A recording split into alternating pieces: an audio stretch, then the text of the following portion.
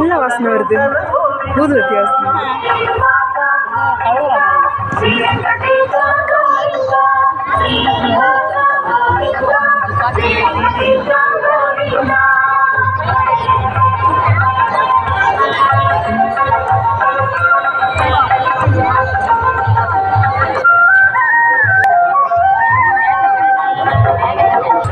రెండు రూపాలలో సకల జగత్తుని కూడా మోహింపజేసేటువంటి భగవన్ మాయ. మమ మాయా మోహితత్వాత్ జగత్, నా మాయ చేత ఈ జగత్తంతా మోహితమవుతోంది అంటారు.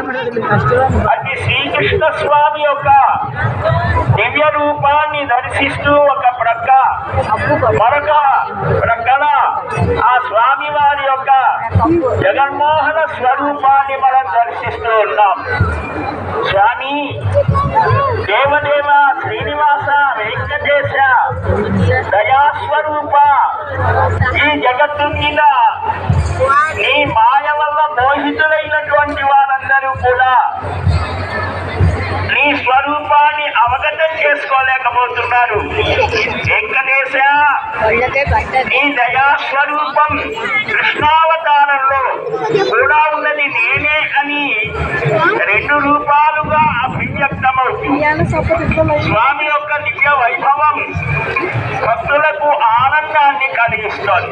గోవిందా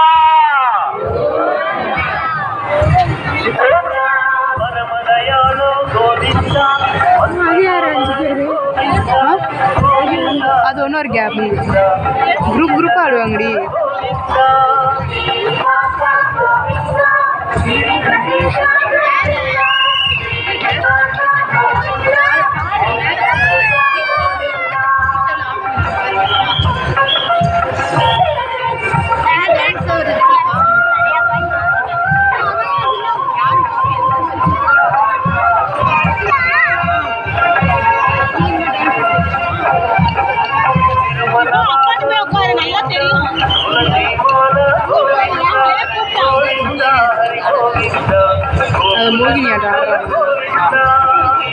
జగన్మోహిని రూపంలో స్వామి మనకు కనిపిస్తున్నారు.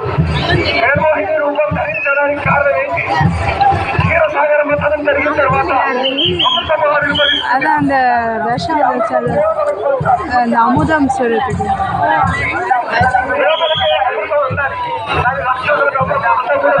అందుకొరకని చెప్పేసి స్వామి జగన్మోహిని రూపాన్ని ధరించారు. ఇదంతా విష్ణు మాయ.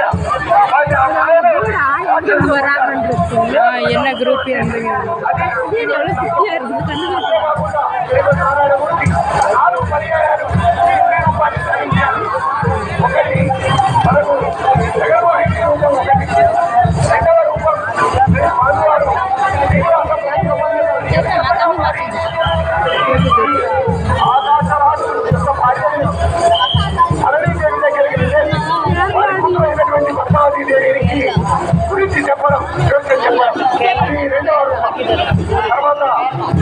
కేరళవా అழகா இருக்குல்ல మేకప్.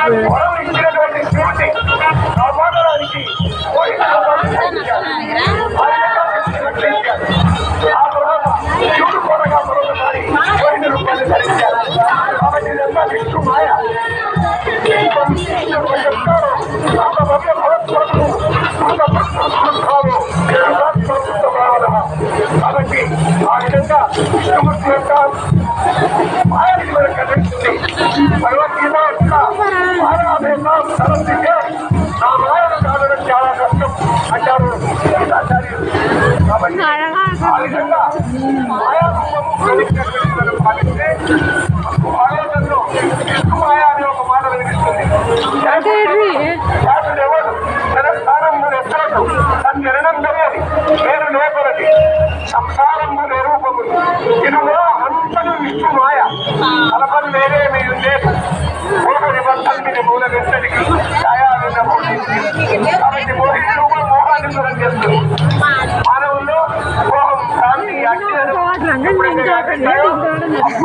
మోహిని రూపం దూరం చేస్తుంది. కోవిల్ నేరాడు ఏ విధంగా జగన్మోహిని అవతారం పెట్టి స్వామి దేవతలను అమృతాన్ని పట్టుకుంటాడు.